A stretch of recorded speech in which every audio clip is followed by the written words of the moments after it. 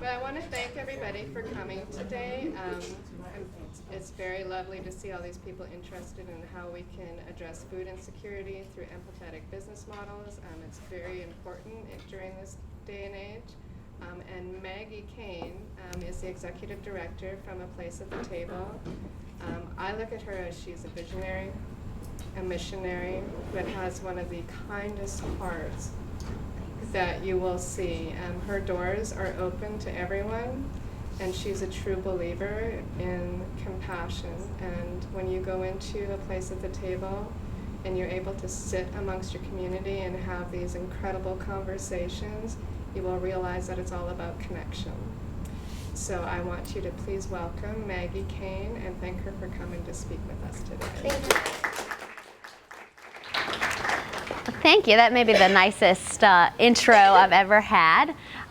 Thanks for having me, y'all. My name is Maggie. Oh, thank you. I don't do this often. I've never taught this long of a class type thing. I typically do a short 10 minutes. So I promise you, you won't be here the whole time. That's a positive, right? But yes, so I'm Maggie, and I'm the executive director and founder of A Place at the Table. Before I dive into A Place at the Table, who's been there? Okay, got a couple. Who's heard of it? Well, good. I get to repeat and tell new people about it. And before that, this went real fast. 1 second. Let's see. Go back. Okay. Technology and me aren't always in sync. Let me tell you about myself. I think it's always important to get to know who is presenting, so you know where I'm coming from.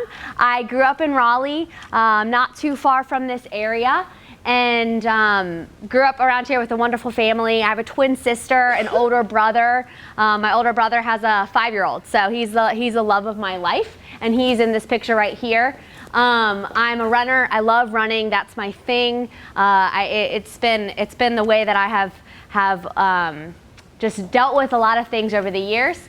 I went to NC State, so was in high school here. I did not want to stay in Raleigh. I was actually thinking I was gonna go somewhere else. Wasn't sure where that was, and went up. I considered going to the mountains, going to Appalachian, and just getting away. And when I went up there, it was -2 degrees and raining, and I said, I cannot do this. I will never survive here in this cold. So I stayed at NC State and graduated in 2013, and I loved NC State. I'm an NC State fan. Any other NC State fans? So a few. Okay. You said, Who's your team? Carolina. Okay. Well, my brother went to Carolina. I am not a competitive person at all, so go Carolina. Yeah. So when I was I'll take you back a little bit farther. When I was in school, in high school and middle school, growing up, I volunteered a lot. And I was very fortunate. My mom, who's in the back room over there, you'll see me talk about her a lot. My mom had us volunteering a lot. So we volunteered at places like the soup kitchen. And when I was at the soup kitchen volunteering, I saw that I was standing on the opposite line of a kid who looked just like me. I would be on the line, I'd be serving whatever we made that day, whatever cans we had, whatever was brought in, I'd be serving the food on one side, and then there would be a sneeze guard, you have to have sneeze guards, but a literal barrier that was in between myself and someone else who did just look like me. And I always wondered, why am I the one on this side and there's someone else on the other side? And then we'd go and we'd get lunch somewhere. We'd go to a Panera or somewhere else around this area and get lunch and have whatever we wanted. And that just stuck with me, that why am I on this side and then I'm serving someone, I'm not actually going and eating the food and sitting down with them and getting to know them. Or why am I not bringing them to lunch with me somewhere else? So fast forward, I go to NC State. When I'm at NC State, I was heavily involved in a campus ministry, got to know several amazing people from there, and we had speakers come and speak to us every Wednesday night. And I heard a speaker talk about a day shelter in Raleigh. I started volunteering with this day shelter. We were a day shelter. We had over 50, 75, 100 some days on bad, cold, rainy days. People experiencing homelessness coming in, getting something to eat, getting out of the weather, and having a place, hi, welcome, having a place to just be. I volunteered there. I was there every single day. I skipped a lot of class and went there and got to know some amazing people. These folks lived in tents around. They lived in shelters. They were experiencing extreme homelessness.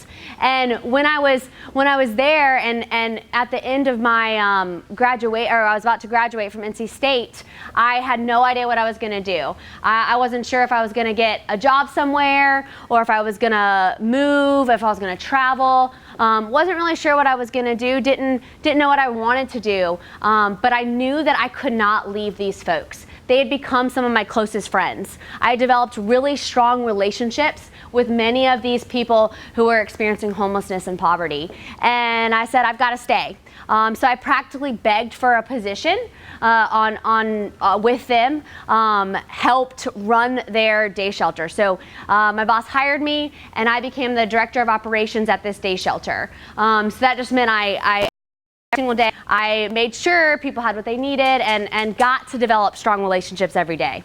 And so when I was there, I started going and eating with some of my new friends. So where did they eat?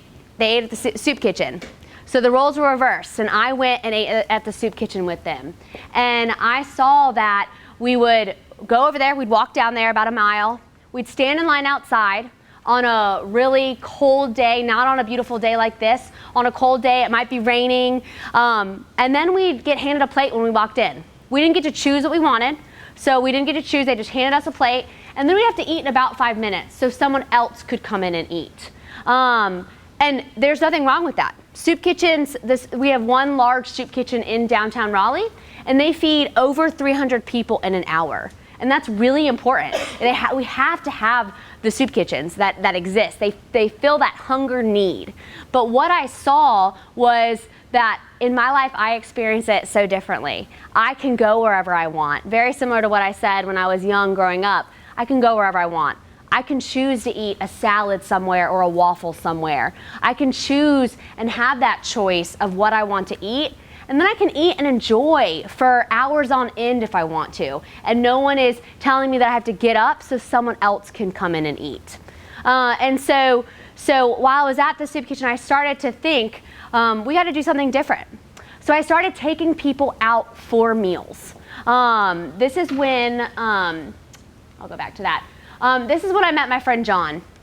So my friend John, I would eat with him in the soup kitchen, but I first said, let's go out to eat. We were celebrating. He had gotten his first job in Raleigh and was really excited. So we went to Golden Corral. He wanted to go to Golden Corral. And I asked why, we went a couple different times for different celebrations, and I asked him why we were at Golden Corral. And he said, Maggie, because when we walk in, we get greeted. Someone greets us, looks at us like we're human, shows us that we're valued. They're not looking at us like we're invisible and walk right by us. And then we get to sit wherever we want, and we get to choose what we want. We can have a salad, we can have soup, we can have whatever we want and with whatever we're feeling that day. Because some days you just feel like a waffle, and that's okay. And then he said that then someone serves us. So someone comes and brings us water. Someone refills our water. Someone brings us coffee and asks us how we're doing. And he said, Maggie, I don't get that in a lot of other situations that I'm in. And I certainly don't get that at the soup kitchen. Again, not saying that the soup kitchen's bad at all, but just saying that there was a totally different experience being at Golden Corral versus being at the soup kitchen. Let's see. So I said, we got to do something about this. We have to do something to make this possible. And make a place where everyone is welcome, where everyone who walks in feels that they're valued, feels that they're welcomed, feels like they have choice in what they're eating, and then gets to eat and dine in dignity. I found the pay what you can system and found that there were over 60 pay what you can cafes across the country, and said, if other places can do it, we can do it too. So I want to start with this clip. because I've been telling you about me and why I do this. I'll go back a little bit. I skipped over this slide. So me personally, and I'll get into this a little bit later too. I believe I'm in this world to love people, to make people feel included, to make people feel welcomed. I was telling Nicole earlier that I am not here to end world hunger by a certain period of time. I am in this world to love people, get to know their stories, and make everyone feel as included as possible. And a place at the table is my way to do that. My favorite quote is by Frederick Buechner. Your vocation in life is where your greatest joy meets halfway with the world's greatest need. My greatest joy is loving people. My greatest joy is making people feel included and feel like they're a part of something. And what I saw was there was this big need in Raleigh for something like this. So we were very lucky. I'll tell you more about A Place at the Table in a minute, but the Today Show came out. They did a piece over Thanksgiving, and they did a piece on A Place at the Table, and I did not know it was going to be on me. It was very embarrassing, actually. I thought it was just on A Place at the Table, but this just shows a sense of who we are. I might have to hit the computer. Let's see. There's a great cafe in Raleigh, North Carolina that's taking paying it forward to a whole new level. Yeah, they are. Every price on the menu is suggested, and money isn't the only way to pay for a meal. Yeah, it's the brainchild of a young volunteer turned restaurant owner on a mission to feed the masses. Waffle. Have you been here before? Breakfast and lunch all day. At first glance, A Place at the Table looks like any other cafe. A delicious menu, cozy tables, friendly staff. Oh, welcome. But here, there's a daily special, and it's not on the menu. We're a Pay What You Can cafe, where everything on our menu is a suggested price. Some people pay that price, some people pay more, some people pay less, and some people volunteer for their meal. We also have tokens. Tokens are good for one meal here. People can come and purchase tokens, and we also disperse them in the community. I got 2 of your pastries. It's the passion project of Maggie Kane, a 27-year-old local who grew up with a heart for her city. I grew up volunteering, and I'd be serving someone who looked just like me. And I would wonder, why is this kid on the other side of the line, and I'm serving him or her a plate that I wouldn't even eat? And it always just stayed with me. After graduating from the nearby university, it wasn't long before serving others became Maggie's full-time focus. People experiencing homelessness and people living in poverty don't have a lot of choice in their lives. Meals are really important in my life. It's how I get to know someone. And I really wanted everyone else to be able to experience that regardless of means, regardless of who they are and how much money they have. Okay, great. A Place at the Table officially opened in January, and the community embraced it.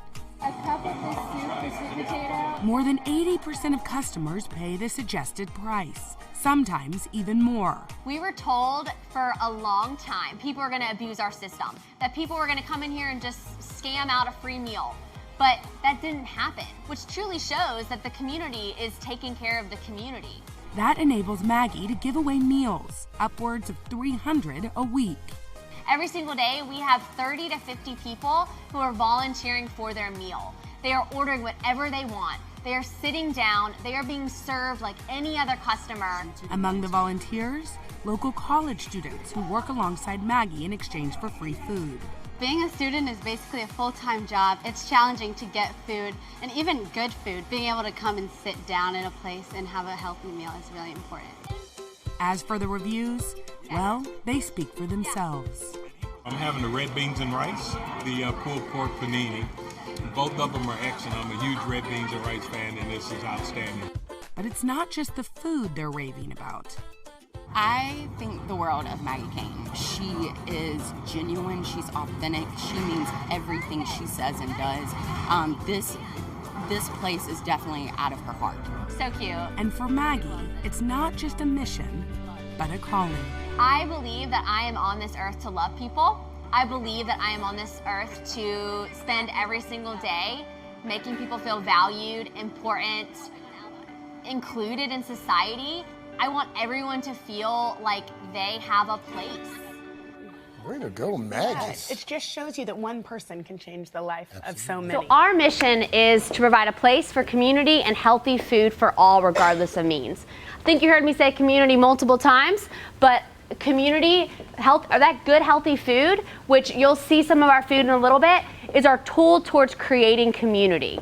We are using that to bring people together. So how did we get here? So I kind of told you a little bit. I went up to visit another Pay What You Can cafe and saw that the closest one was ironically in Boone. So if I had ended up in the mountains, probably would have ended up working there. And she's one of my greatest friends now. But saw that there were over 60 Pay What You Can cafes across the country. I volunteered there a couple times. I brought different people up there and said, do you think we can do this? And they all said, yes, we can. So we were mentored by the one in Boone called Farm Cafe. They really worked with us. They answered all of our questions, and they helped us get to where we are. It's interesting, this last point, the person who started the One World Everybody Eats Foundation, which has over 60 Pay What You Can cafes, she won the James Beard Humanitarian Award, which is a big deal in the food community. So the One World Everybody Eats model, which has over 60 Pay What You Can cafes as this model. They're not other place at the tables. They have different names. They have different food. They have different people and staff involved. But they all Pay What You Can pricing, which I'll tell you about. They all serve healthy, as seasonal as possible foods. Customers can volunteer in exchange for their meal. Volunteers staff it as much as possible. So these restaurants are mainly run through volunteers. Staff are paid a living wage. And then there's always a large community table so people can eat together.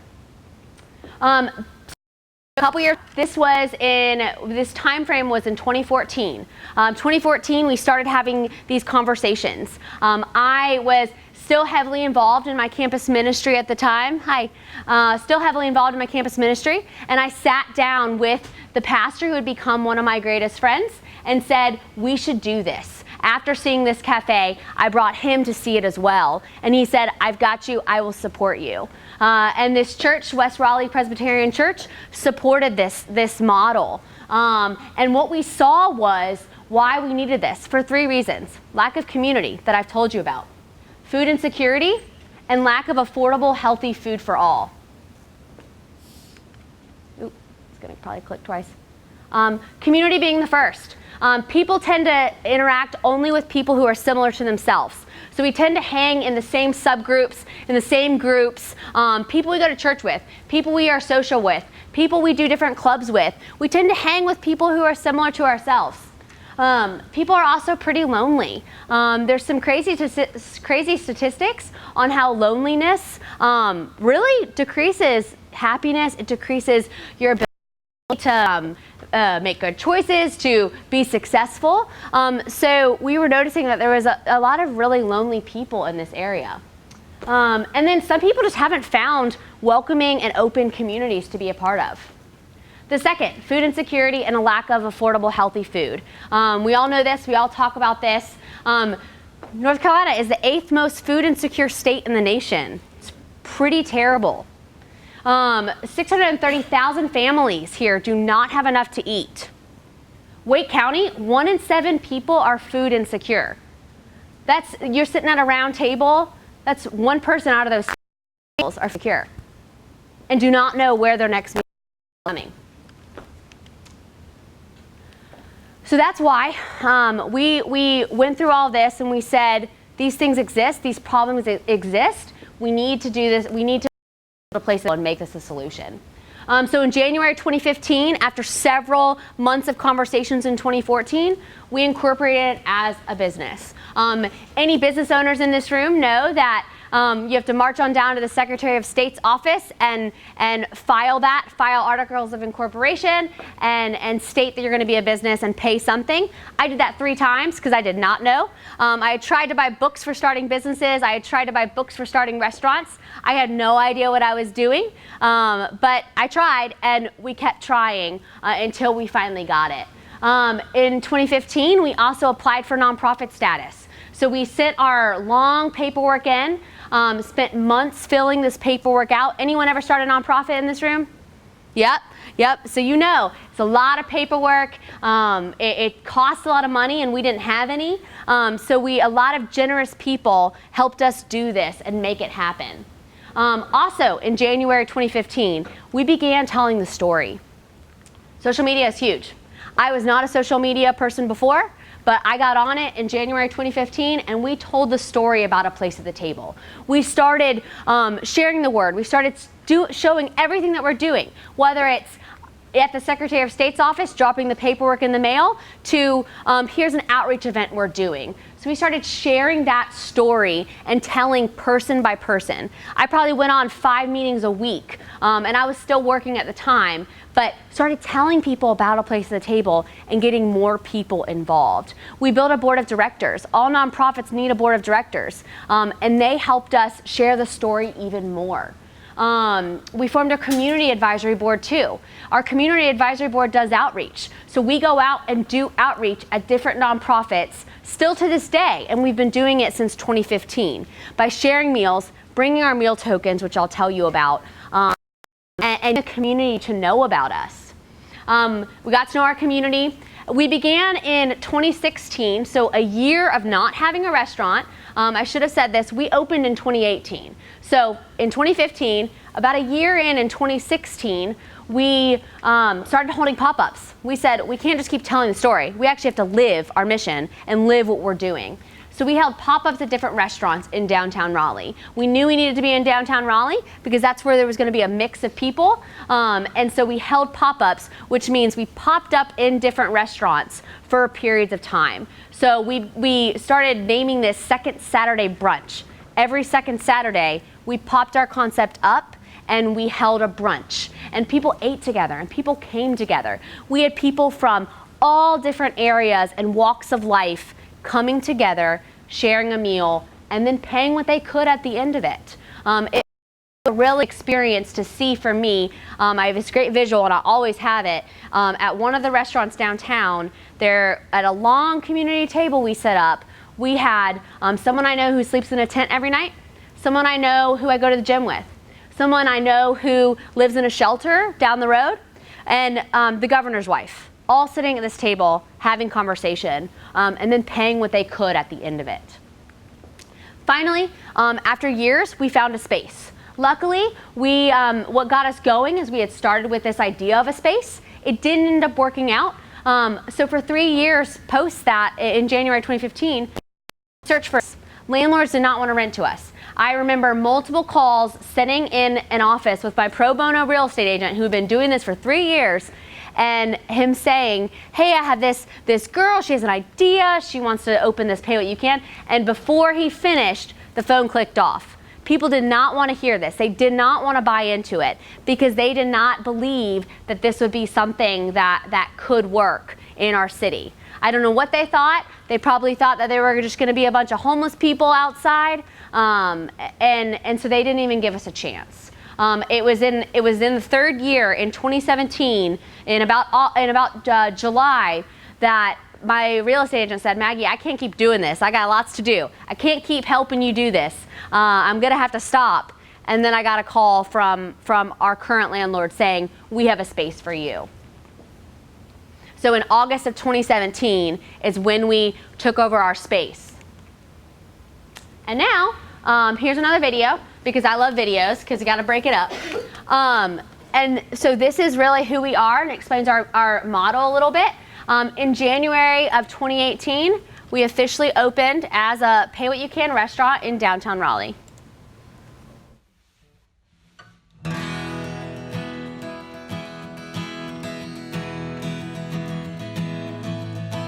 You might have heard the buzz about A Place at the Table, Raleigh's first Pay What You Can cafe.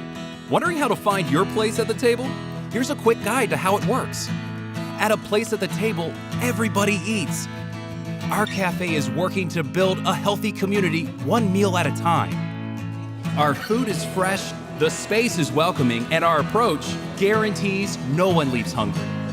To eat a meal at a place at the table, you can pay the suggested price or the price you can afford.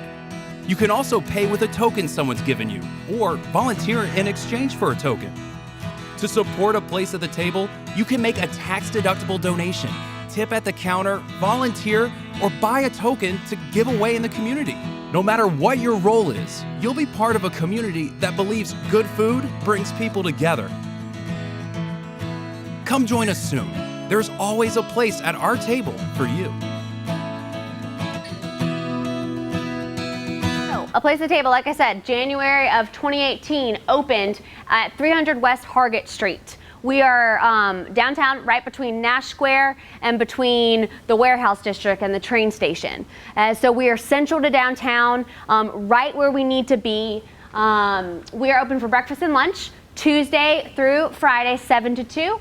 Saturday and Sunday, 8 to 2. I need to change that, 8 to 2, not 8 to 3.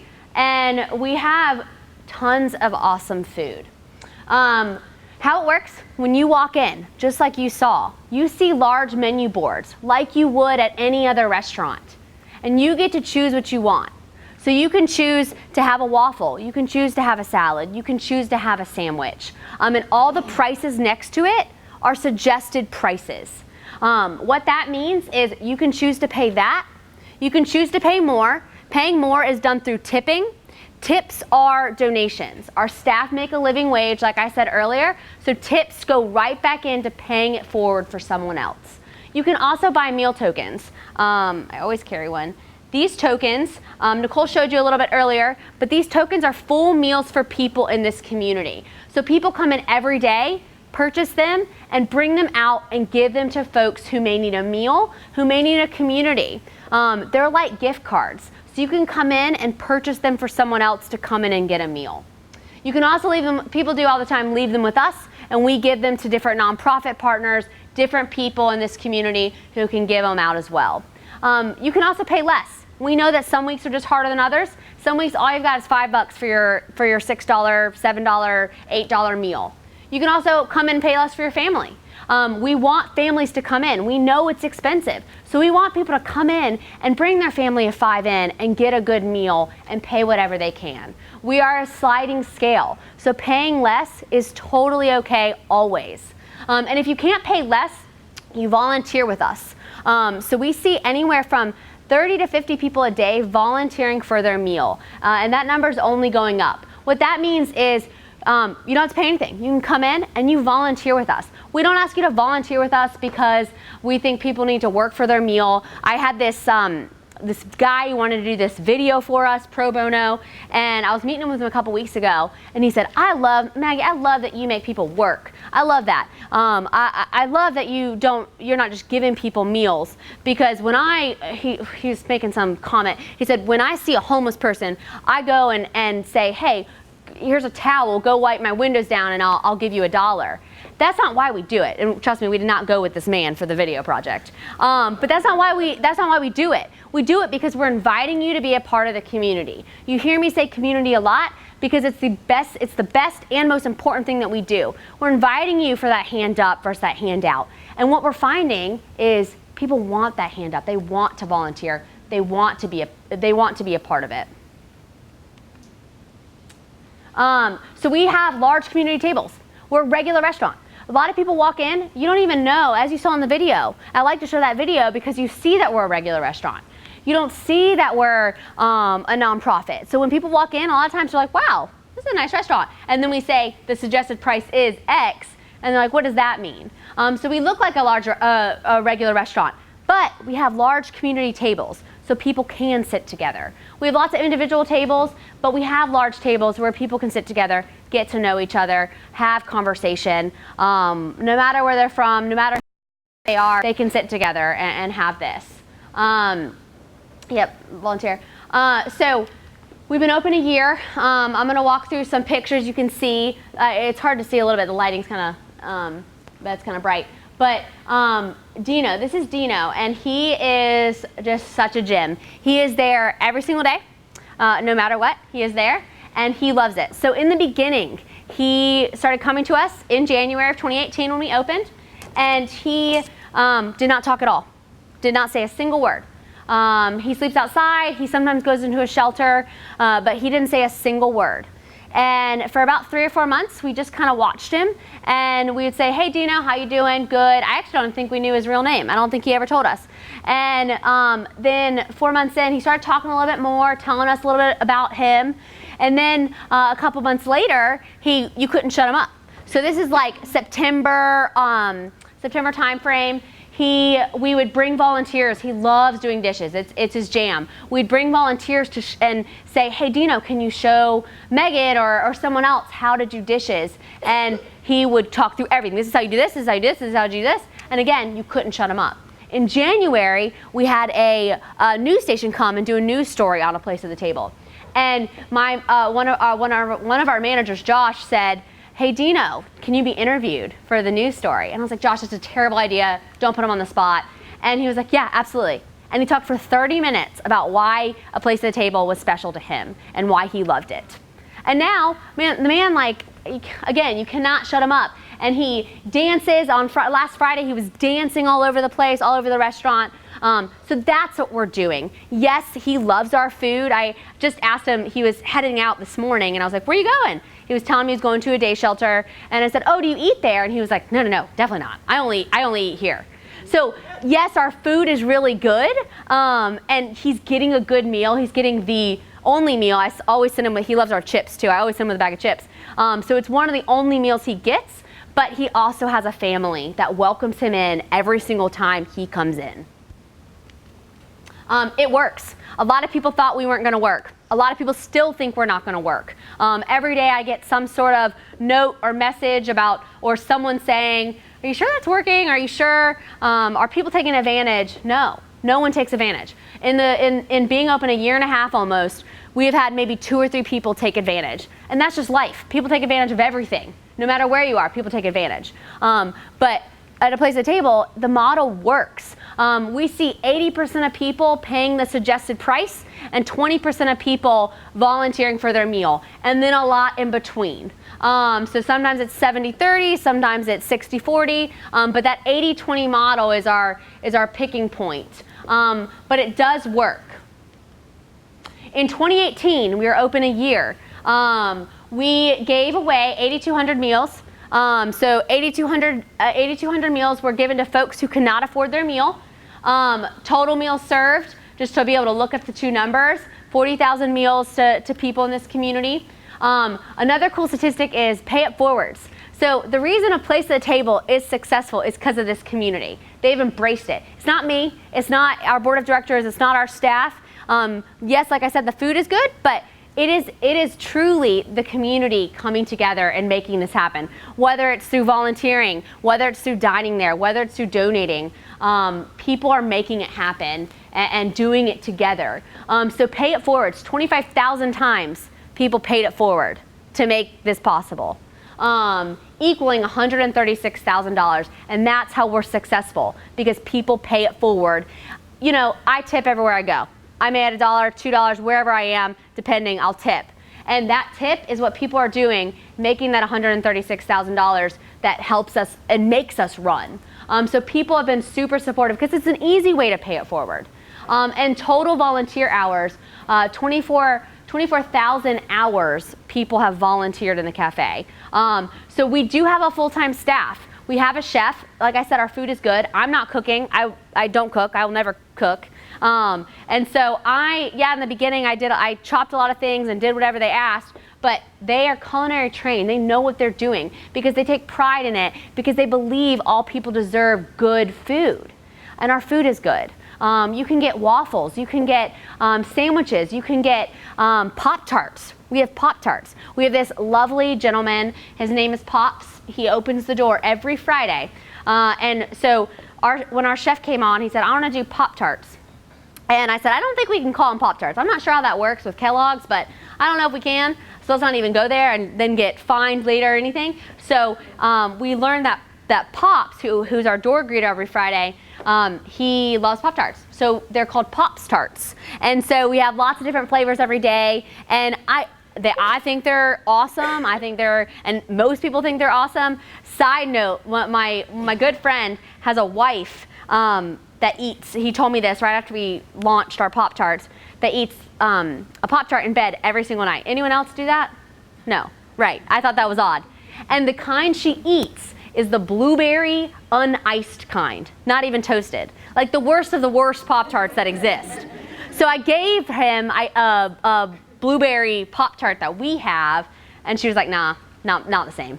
So, but I'm telling you, that's abnormal. Our Pop-Tarts are really good, along with all of our other food that our chef makes every single morning. Let's see. Taking care of one another. This is our token jar, and it typically stays full for people.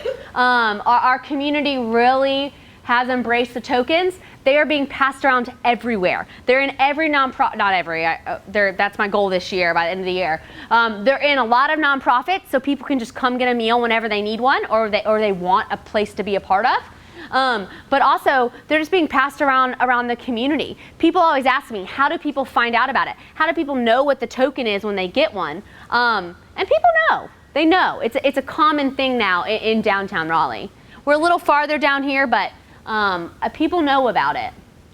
Eating together. Eating together is happening. It's really neat to see different people come together and share a meal. Food is that common connector, and it's the one thing we all have in common. It's the one thing that we all can do together. So it is happening at several of our community tables. Volunteering together. I always say we're building community through eating together and through volunteering together. So anyone can volunteer. You could sign up tomorrow and come in and volunteer. Or you can volunteer for your meal at any point in the day. So all different kinds of people are volunteering together. All different kinds of people are doing dishes together and getting to know one another over rolling silverware, over doing dishes. People always slash the dishes in the dish room. Everyone says, I don't want to do that. And then they get back there and they love it. It's an instant facial anytime you go in there. But also, it's this cool moment where you're there with two other people and you're just, all you can do is talk, or you're going to stand in silence, whatever you prefer. But most people talk and they get to know each other, and they put some jams on and they start listening to music and connect over music. I think what I've learned over the past year in being open is that we all can take part in it because we all eat. And we all love to eat.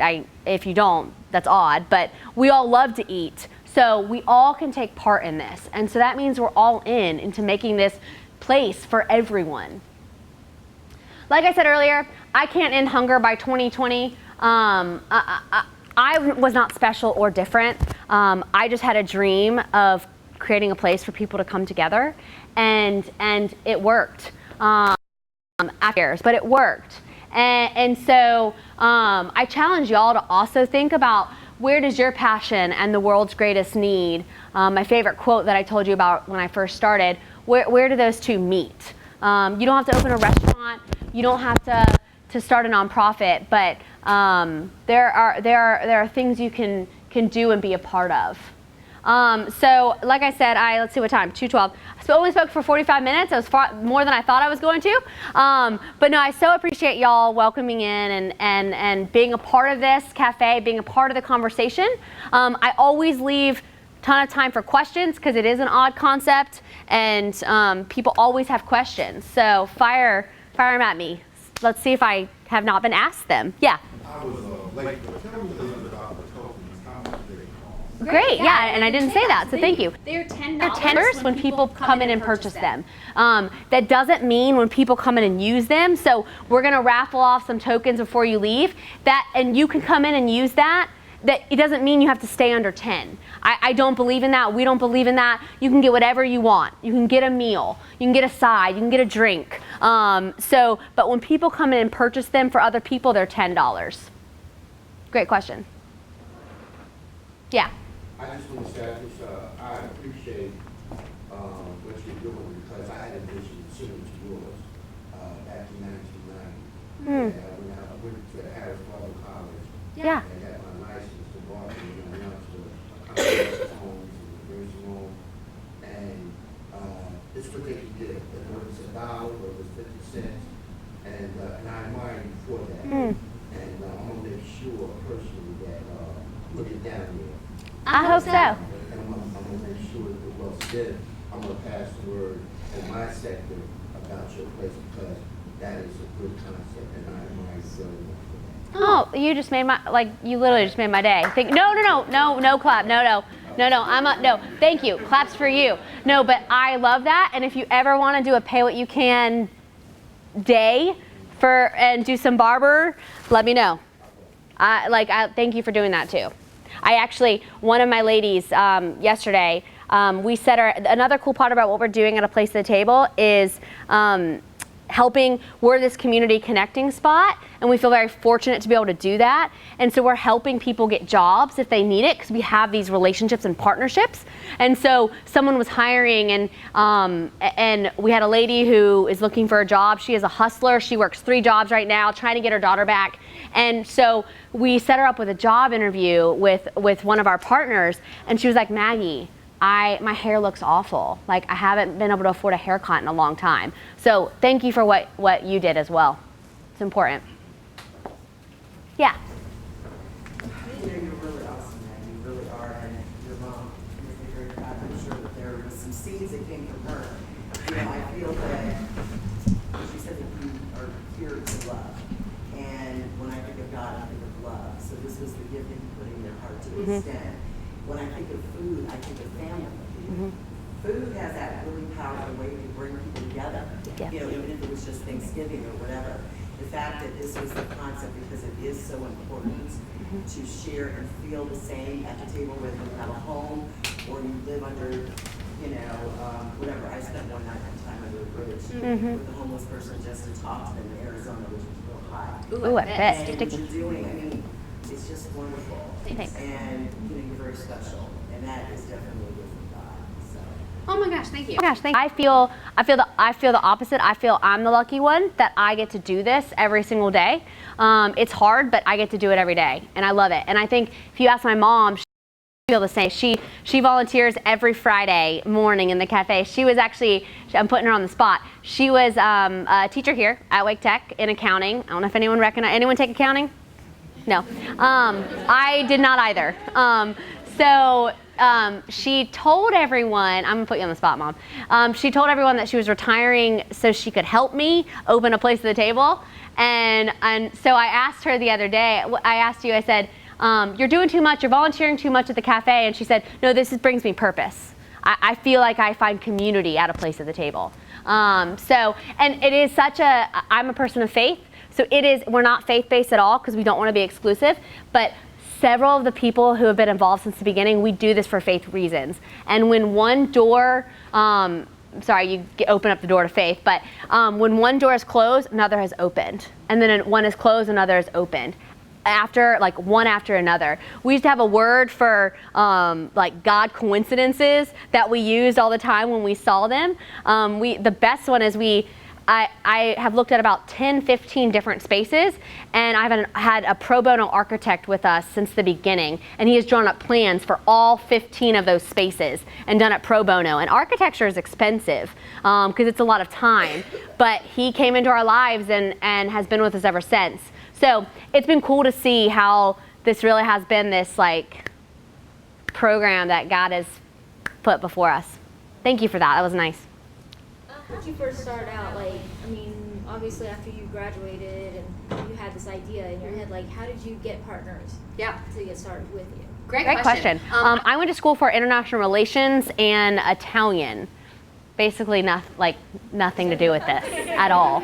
I had no idea what I wanted to do at all. And so I had no business experience. I had no accounting experience. I had none of that. But I found really good people who did that. So I always tell people whenever they're starting something, find people who know what you don't know. I mean, all of those things, law, accounting, all of that, we found people who knew how to do that. And it was just by asking. It was asking one person, who can you connect me to that would be interested in this? And then asking another person, who can you connect me to who'd be interested in this? I probably went on 2 meetings a day, sometimes 10 meetings a week, sometimes 5 meetings a week, and probably 4 out of 5 of those were not that helpful, but one was. And I always asked out of every meeting, who else has experience in this and knows. So being very intentional about asking for help and asking for people to make connections for me that I didn't have. I didn't know a lot of people at all. The rumor on the street, so I don't know if anyone knows, there's a real estate agent or a real estate company called Kane Realty. My last name is Kane, and so everyone thinks that I am their daughter and I have all this money and this is how this happened. That is not true at all. And so I had to start at the beginning and just slowly ask people and use their networks, and it kind of went from there. But yeah, just being intentional about asking and going to any networking, I hate the word networking, but going to any group that's meeting, anytime that I could put myself out there to tell this and not being afraid to tell it, and then not being afraid to ask. People want to help is what I learned, and if you don't ask them, they're not going to help. So not being afraid to ask for help, because the worst they can say is no. Did that answer your question? Yeah, because I was just wondering, because like when I had a business, well, last few I had, I kind of like branched off of someone else's idea. Like I had a photo booth for a while and tried to find connections for, like who's going to do my artwork, who's actually going to do camera and stuff like that. I had to just go to my cousins because I couldn't figure anything out. So that's why I was wondering how. No, it's really overwhelming. But I just took one day at a time and one person at a time and one meeting at a time. And if there was something I specifically needed, if it was I needed a lawyer to look over my nonprofit paperwork, I asked every single person I knew, do you have a lawyer who gets food and community? So like in your circumstance, do you have someone who loves to do art and loves taking photos? So it was trying to connect those people together with what they were passionate about and make them feel involved as well. I kind of mentioned this earlier, social media too. Social media helped a lot. We put it out there. It was free marketing. It was free awareness for us. So if we needed someone or something, it was, hey, we're looking for someone to do this. And then I intentionally asked 10 friends, can you share this? Can you send this out in email or whatever to your networks, and maybe we'll find someone. Sometimes we did, sometimes we didn't, but truly just like asking and asking and asking and asking again, and when they say no, asking again. I also learned that people do say no a lot. People say no a lot, but ask them again. They'll say no, then ask them again. You'll eventually get them. Making people feel, another thing is making people feel like they're a part of it too. Everyone wants to be a part of something. So if you bring them into it, and y'all probably know this, but if you bring them into it and find them a way for them to be a part of it, then they take ownership in it. But good for you. It's hard. Especially the dog walking buddy when there's a whole bunch of competitors. So. Yes. As friends and friends and friends of them. What other questions? Yeah. I just want to say that I think what you have done so far is like amazing, and from what you stated down there, that family and food is just a way like to bring people together, and I really, truly, and like genuinely believe in that, because like it breaks my heart to see like homeless people and to see like them in like very cold weather, very hot weather, and when I pass them, like it's just something in my heart where I automatically like give. It don't matter if I've been past 5 people, homeless people in a day, like I give to them. And I did some volunteering down for Backpack Buddies, Meals on Wheels, and stuff like that. On Thanksgiving, I'll cook a little bit and go downtown and pass out food. But it's not about me. I just want to let you know that what you were doing is awesome, and I'm definitely going to make my way down there. Okay, I don't know why it's turning to making me thank you. That's so kind. That made my day as well. I appreciate you saying that, because I get asked a lot, what do I do when someone asks me for money?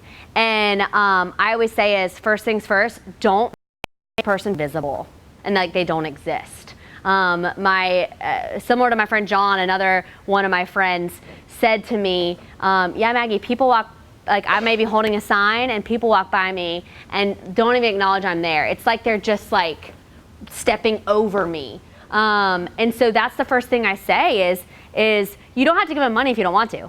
But if you do give, don't give and then question what they're going to do with it. But right. But give, because people need a little help. Every day people need a little help. We all need a little help. But say hello. It's the least you can do is just say hi. And then they don't feel invisible. They feel like they're a real human and that they exist. So I appreciate you saying that and doing what you do. Yeah, I mean, it is a very lonely and isolating world when that, yeah, yeah. So.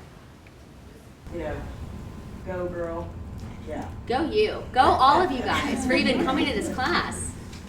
Yeah. I don't have a question, but I stay like in a recovery house. Yeah.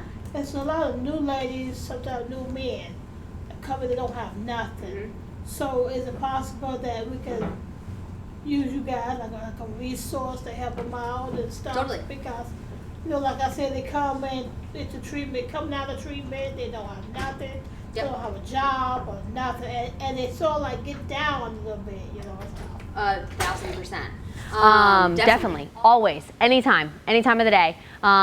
We right now partner with Healing Transitions, which is a recovery place as well, and we see lots of volunteers from Healing Transitions every single day coming in there, and what they have commented on is it makes us feel like we're like normal again. It makes us feel like there are people around us who are our friends, because they are. It's just this welcoming, inclusive place. So absolutely. What we also love is we have been able to be both that hand up and be that welcoming place where it's just this friendship building there.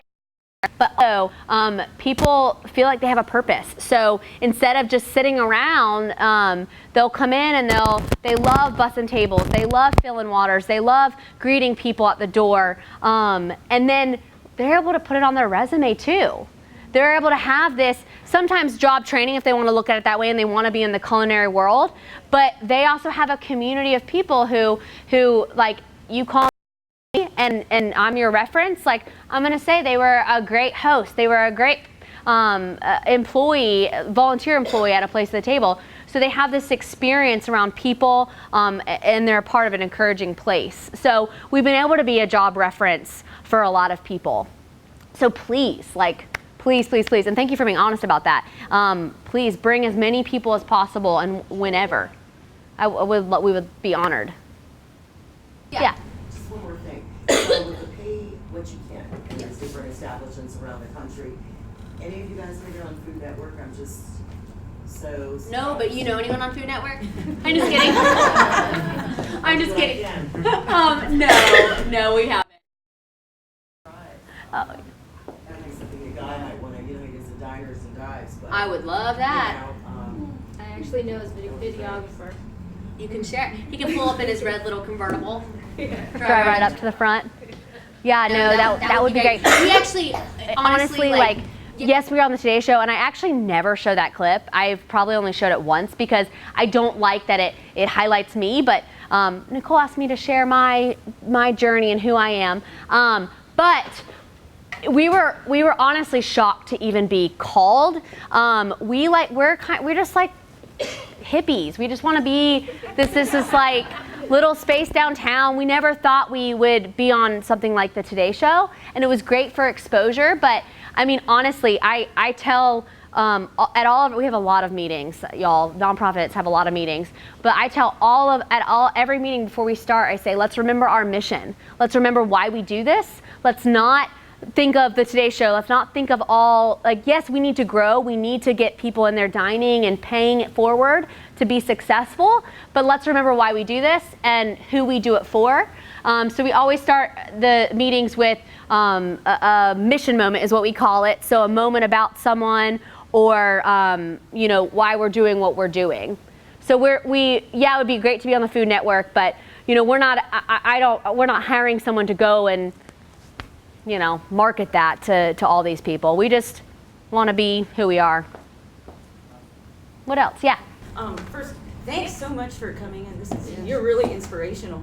I just wanted to say that one of the things I really like about the community that's created by A Place at the Table is the diversity of the people involved or who come in. Because like you were saying, we tend to stay in these sort of homogenous social groups. Yep. So I always love when I like encountering or interacting with people that like I never really would have like met and doing my day-to-day thing. Well, that's one thing even about human services. Like we look at like our group too. So I think that's just really cool.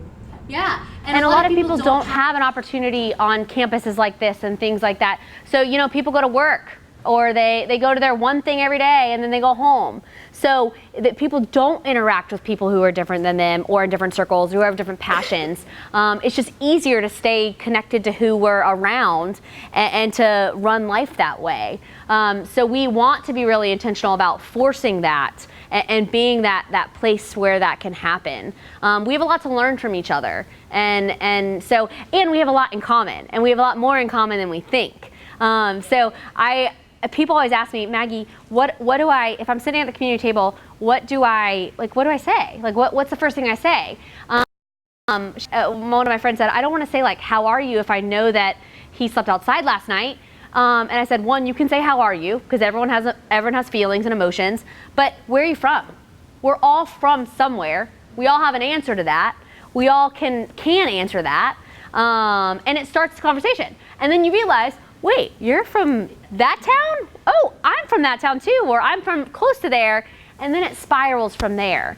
We have a lot more in common than we think. We just don't have a platform to interact.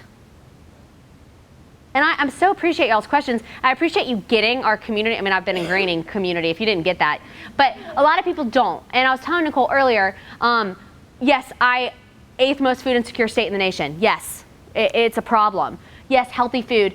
It drives me bonkers to hear, though, someone say, I just love, Maggie, love that you're giving out healthy food. Like people experiencing homelessness, people in poverty really need healthy food. No, that's not what we're doing. Like, some days you just want a waffle, and some days you just, right now we have a peanut butter. You do, right? Like on a rainy day 3 days ago, you want a waffle. You want comfort food. You don't want what? You want chocolate. Everyone has their comfort food. You don't want to eat a salad. Like, our salads are good. I'm not, like, they actually are really good. I don't buy salads anywhere I eat out because they're not usually good. Ours are good, but some days you just don't want that. And so I care way less about the healthy food. It's just an option at a place at the table for community. Yeah. Any other questions? Everybody here wants a waffle. I know. Right now we have this. I was just kind of peanut butter waffle. We have a waffle on special called the Elvis waffle. Peanut butter, chocolate, banana. Because apparently Elvis loved that. Is that why? Or there's a song? Who knows, Elvis? There's something connected to Elvis. I should probably know that. But so yeah. What I will say though is come see us. Come eat there. Tell your friends. If you are on social media, you can see us. If you're online, we have a website. I have some cards. Come and see us. And then also, if you ever want to volunteer, if you ever know anyone who wants to volunteer, it's a fun place to volunteer too. You do a lot of things. You meet a lot that way. Yeah, come down. Anything else? Man, 2:30. Only took an hour.